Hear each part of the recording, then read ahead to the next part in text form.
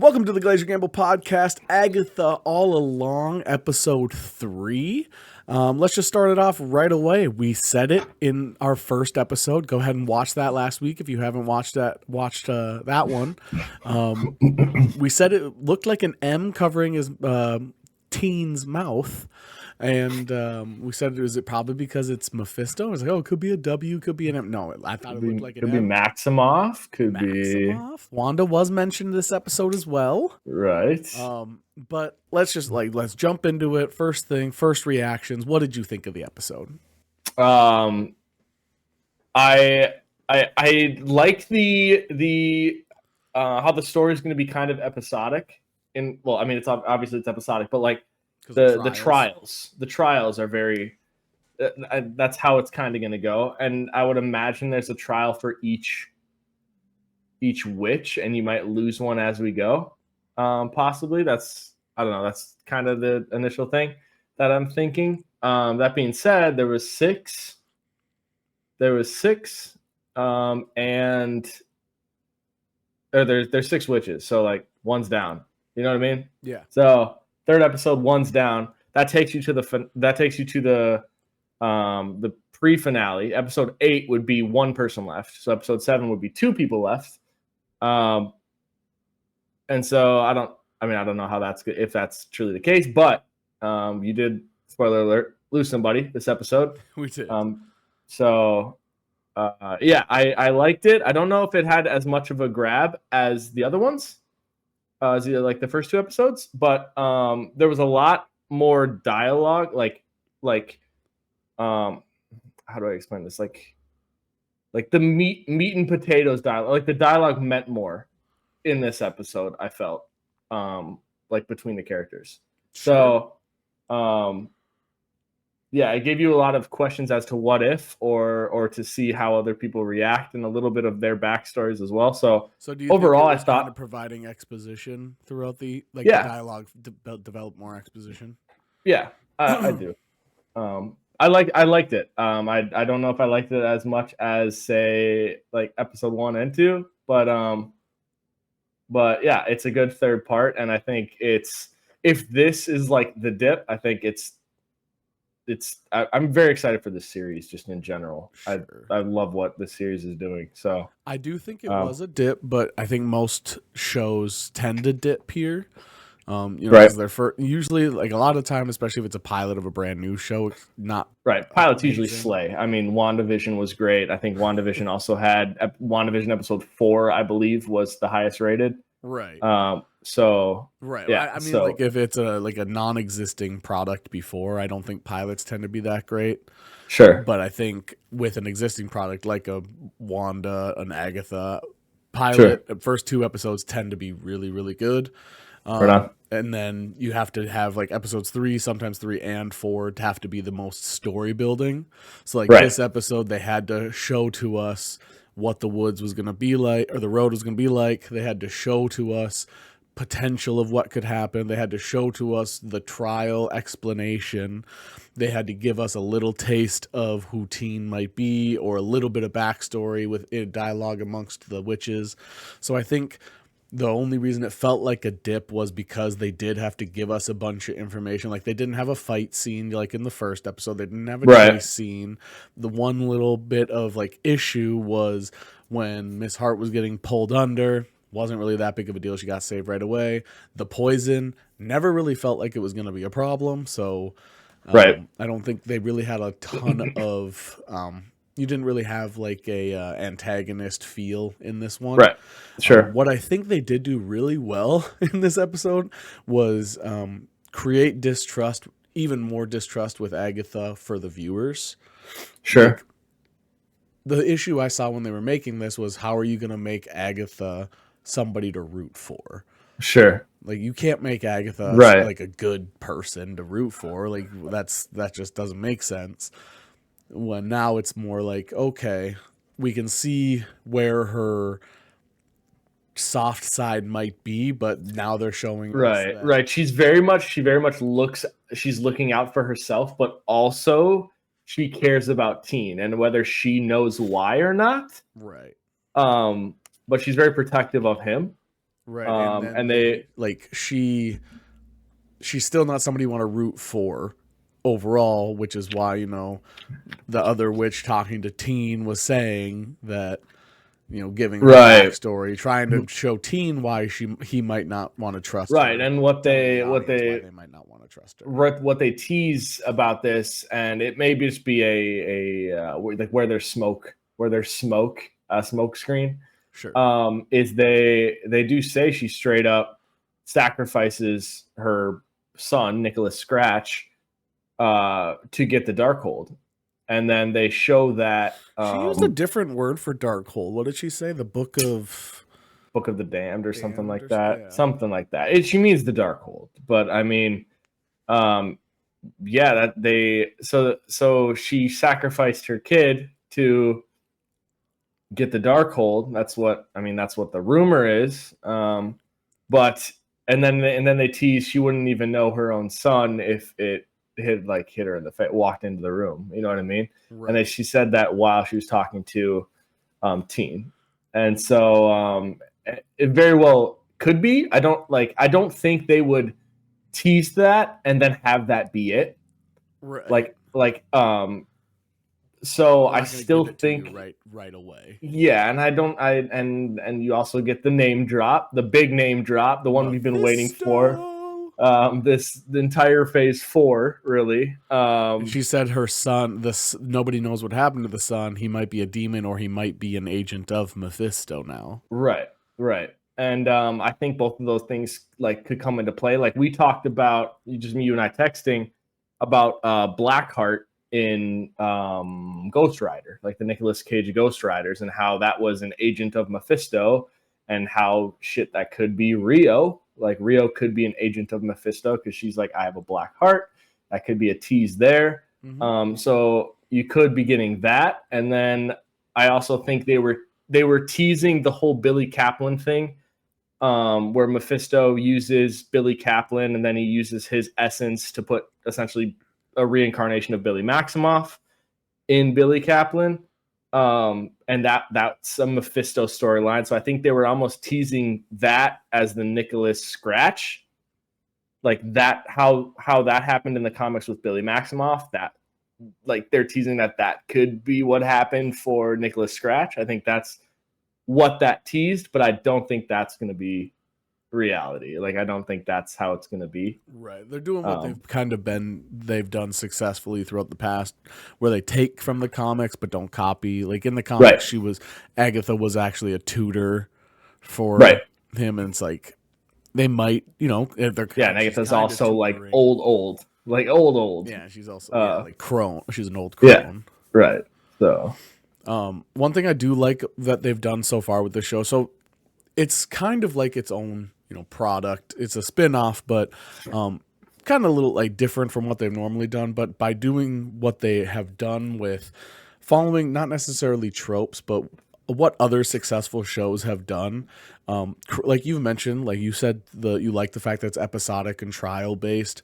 That's what a lot based on the trials. Yeah, I think that's what a lot of successful shows have done, especially like Netflix shows in terms of, you got Black Mirror and other sorts of things like that. But other shows have done episodic storylines to keep you engaged. You get immediate gratification when the episode's over, but then it keeps you interested. Like even shows like Walking Dead, and those sorts of things do that. But the other successful thing that they've kind of pulled from other successful shows, such as even Sherlock, you have your main character seems like the main character can be unlikable, but they also seem as though they're hiding something, not just from the other people in the show, but from the audience. Agatha seems to be constantly thinking about other things, like something else. Maybe it's Teen. Maybe she thinks she knows who Teen is. Maybe she thinks Teen is her son. Obviously she saw the sigil and all that already, but she clearly seems to have her mind racing about something, and we don't know what she's thinking. Right. Yeah. She's definitely been in this. Well, she's obviously been in this scenario before. Right. And so it's I envision it very similarly to, and maybe you get this too, but Katniss in the Hunger Games. Yep. Yeah. Speaking Katniss Everdeen characters, if you read the book, she's super unlikable. Right. And so like she's been in that scenario before, so everyone else is like freaking out and curious and like and worried. But she's like, I'm just gonna keep my eye on everybody and do things like not do things that everyone else is doing, I guess. Yeah. And so that's kind of how I saw it going. And then eventually she like gets baited into doing it, but she had to. Like she had like, it takes it back to the distrust. Like she distrusted that trial and like what the trial was trying to do, which was probably in turn like having them work together to solve a crisis in a small amount of time. Well, yeah, the trials are supposed to be done by a coven, and the road would definitely assume a coven is there together. Right, a coven of witches. Right. And so, I mean, Miss Hart dropping is not like that shocking, or like it's not even that like emotionally tied, because like it's not like we're losing someone that's supposed to be there. You know what I mean? Right. Her like it's not like we're losing a witch. Be done by either Teen or Rio. Right. And so yeah, so Miss Hart's like, it's like, oh no. But yeah, she distrusted everyone. Really. Like everyone was like took the wine and she's like, I don't know about that. And then Teen was like, oh fine, I'll do it then. And then she's like, no. Right, that's when she panics. She like throws him to the side. Right. And so I think that motherly aspect, right, that motherly aspect is that was when kicks in. Made you think she might at least think that that's her son. Right, like that might be Nicholas Scratch. I don't think that's Nicholas Scratch. No. I still think I'm going to go with Billy KAPLAN. I'm going to go with a reincarnation of Billy Maximoff. But yeah, I think there's more to the Nicholas Scratch storyline. I know that a lot of people, for even WandaVision, were like, it's the rabbit. Like the rabbit is Nicholas Scratch. It's her familiar. Her familiar is Nicholas Scratch. But I don't know. No. I think that is to make us think that, you know, that's her son. But I also, it could be overall that it could be Teen is the one who's like catfishing us this whole time. That is actually, I mean, obviously I would hope it's Billy KAPLAN as well. Right. Just because it moves it, like every Marvel product, it would move us into the next, like, where is this leading beyond Agatha? Right. Billy would be that character. But, you know, Wanda was mentioned as well. So yeah, they all kind of, there's a couple of them went in a trance a little bit. So Miss Hart went into trance, and then the divination lady, she went into trance too. She's like, save Agatha. Well, see, and then the divination witch was having issues in the first two episodes with, you know, basically Tourette, like where she was blurting out things that nobody understood, like what she was saying. Like it was like, why are you saying that? Right. In this episode, they seem much more controlled and pointed. So obviously that's going to be a continued trend where something she blurts out is going to, it's kind of like, it's like the writers like, we don't really know how to put this in the story. Let's just have her blurt it out. Sure. And in this one, it would like the save Agatha was part of it, where she blurted it out, and you're like, okay, now even Agatha was like, I like that okay, yeah. But then she was like you see it like in her like her cheekbones and her mouth. She's like, okay, like she's still kind of like what a little bit, but yeah. Right. But beyond all that, I think they're supposed to be leaning towards Agatha's supposed to be the one who makes it to the end. We don't know why. It's most likely due to a big bad like Mephisto that they need someone like her to stop. With Teen being the one where it's like she'll have to. I think she's gonna have to decide. Like now I'm thinking Rio like Teen? Yes, yeah. I think she's gonna have to decide. Like who to save almost. And even more so, like if it is Mephisto, she's not going to win. Like she's not going to beat Mephisto. She may like subdue him and he'll like cast him off, but like Mephisto's coming back.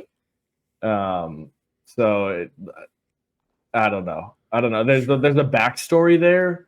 Like, if there is a backstory there between her and Mephisto, there's also not enough time to explore that whole backstory without him being a huge focal point. Do we know the name of episode 4 yet? It might be on Disney Plus. I just watched it. I actually don't have it here. Let me look.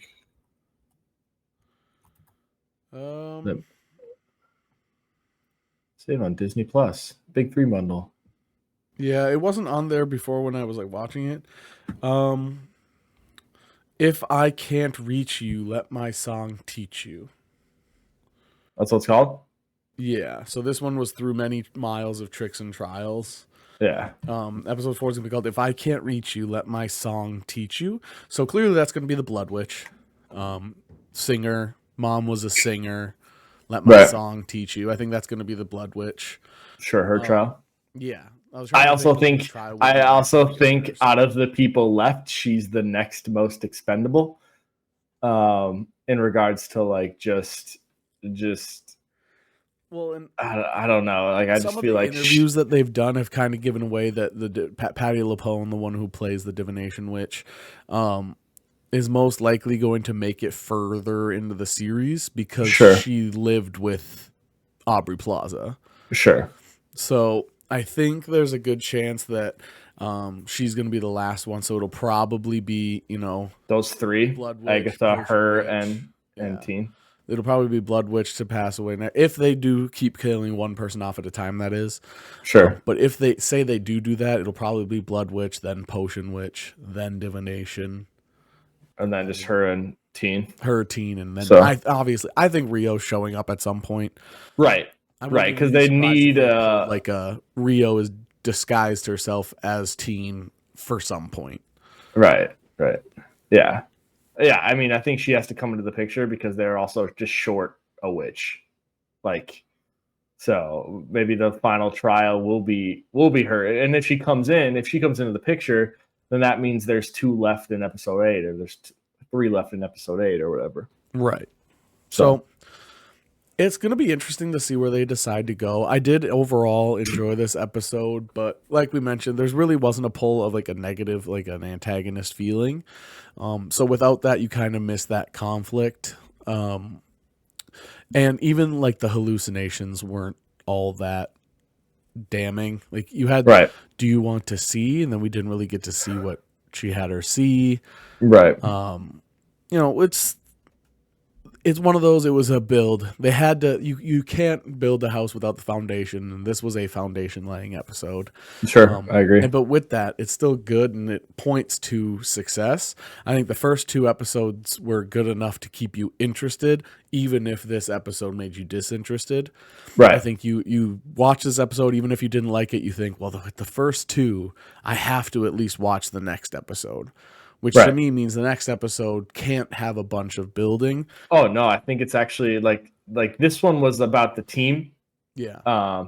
This one was about the team, and I think it's going to get it's still going to be a team thing, but it's also going to be you're going to get the individual aspect of each witch. And at some point, we're going to have a conflict between Agatha and Teen because you saw the distrust already beginning to form when.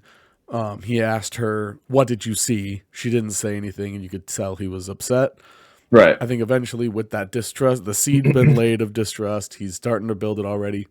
I think eventually you're going to get that. Sure, and that's gonna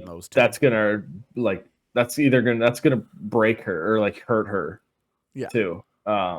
Just that relationship is kind of soiled. And they called him a shiny present, as if a person marked with a sigil to hide from witches could be extremely valuable. Oh well, yeah. I mean, if it is Billy KAPLAN, if it is Billy Maximoff, and if it is Wiccan, like Wiccan is crazy. Like Wiccan is crazy strong. Like Wanda's reality warping, he has that. Like, and he's 16. Like it's crazy. And we know his magic's gonna be blue. Yeah, it should be blue. That's kind of Wiccan's stuff. Yeah. I think that cerulean color you got with the potion, I think that's going to I saw that's kind of Wiccan's. I saw a leak from a later episode, and his hands had a cerulean blue smoke. Right. Yeah. I mean, that's Wiccan's magic from the comics. So right. But oh my god, dude! If he gets the costume, dude. Oh my god. But if Wiccan's already blending reality, we don't know what a lot of what we're seeing now could be something he's doing. Right. You're right. Yeah. That could 100%. Be an eventual twist would be Wiccan has actually been melding some of this reality himself. Right. And he can like with how strong he can be, Wiccan can be, like he could be doing all this. This could all be in Agatha's basement. Yeah. Yeah. He could be, I don't think it is, but I mean like he could be a lot stronger than we think he is, and Mephisto still could be using him to kind of get this, like kind of like a transportation vessel of all this power. Yeah. And it could be bringing him straight to Mephisto. Like that could be how they do it too. Yeah. I mean, for people not familiar, if you like Google top 10 most powerful Marvel heroes, Wiccan shows up in every one, no matter whose list you find. If it's top 10, top 5, if it's top 10 children of Marvel characters, anything. Wiccan is magic users. Like it's just top 5. Right. Like usually ranks higher than even people like Professor X. Yeah, Wiccan's crazy. Wiccan's very, very, very powerful. So it sounds ridiculous to say something like this could all be Wiccan, but really it's not. Right. And when you're working with Mephisto, who's basically the devil. Right. Yeah, he's crazy himself. So right. Which is why Blackheart can show up.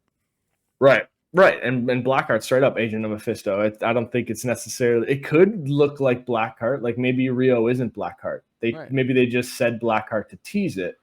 But maybe like Teen is Blackheart. Maybe Teen is, I mean, you don't know. Like it could be crazy. Maybe there's an actual Joe Locke somewhere and he's just chained up, and this is like I said, the vessel, and they took his essence out of, like, it's crazy. They could do anything, really.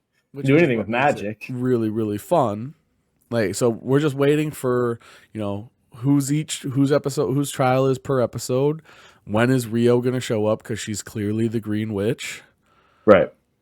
And what is the Salem 7? Actual antagonist. Like Rio doesn't feel like an antagonist.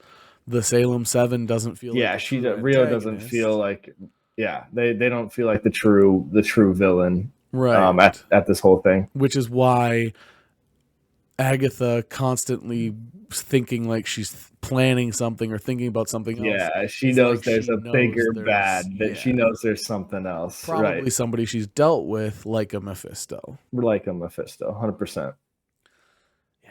Very good. And the fact that Rio isn't present that much is like, if she's this whole villain, like there should be more of her if she's truly the villain. If she's been part of this the whole time, like if she eventually shows up, they're gonna have to show how she got through the trial to get to them.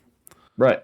Yeah. But she has to walk the road too. Otherwise, that's gonna be a huge gaping hole that they forgot to include. Like, how can she get to the 4th trial with them if she didn't go through the first 3?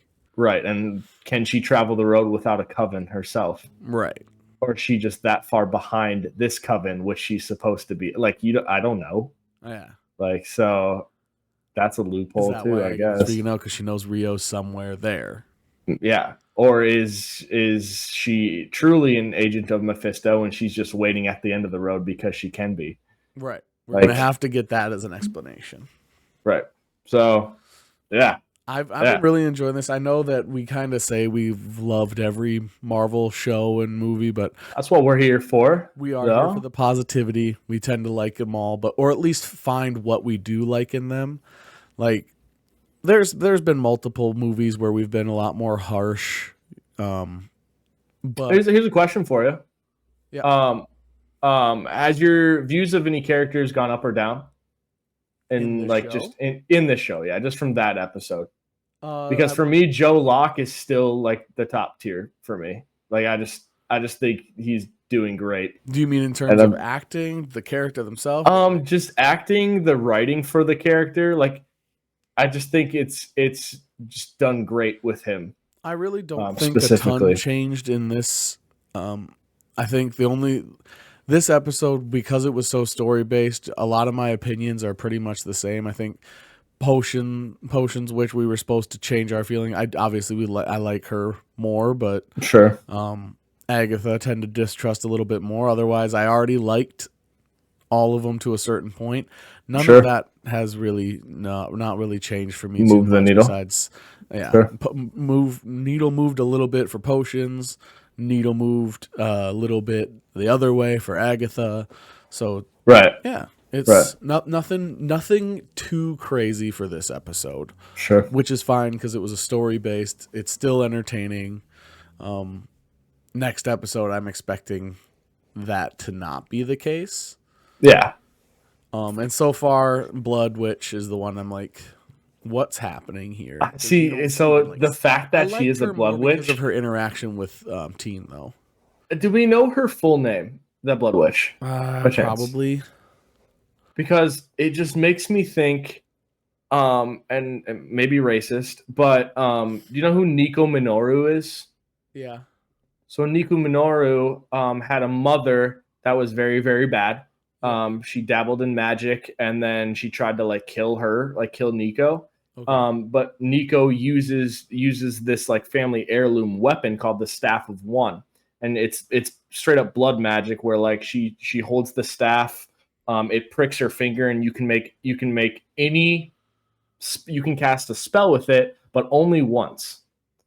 And so and it just makes me like who this person is, and like Blood Witch, it just makes me think that Nico could be part of that family somehow.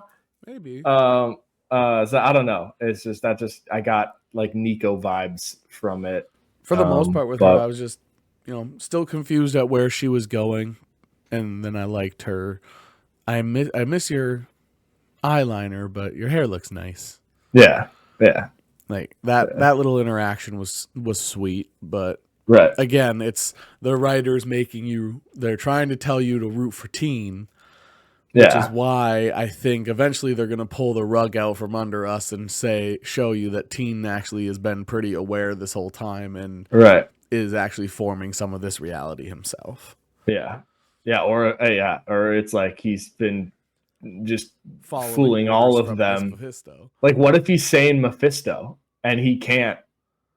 And he can't say Mephisto. I mean, it is like, I'm Mephisto. And so, like, he just, but Mephisto put a seal on him so that he can't say it. So, it's just, could be anything. And that's what makes it exciting at the same time. So, agreed. Very excited for the next episode. For anybody who has made it to this point, what do you think, overall is the big? Do you think it is Mephisto? Do you think Wanda's going to return? My number one big question is who is Teen? Quack. Who do you think Teen is? Hello? Do you hear me? I don't have your audio. Hello, we're back. Okay, I've had my audio. Yeah, I didn't hear your audio. I don't know. But yeah, the last thing was, who is Teen? So make sure you like, subscribe, and check us out on Twitter if you want. Otherwise, just like, subscribe, comment, talk to the other people in the comments if there are people. And we'll see you next week for the following episode. Maybe we'll get a special episode about the Thunderbolts trailer if you guys want to see like a fourth episode on the Thunderbolts from us. Otherwise, we'll see you next week for episode 4 discussion of Agatha and the Mephisto all along. You all look great today. GG. GG. Penis.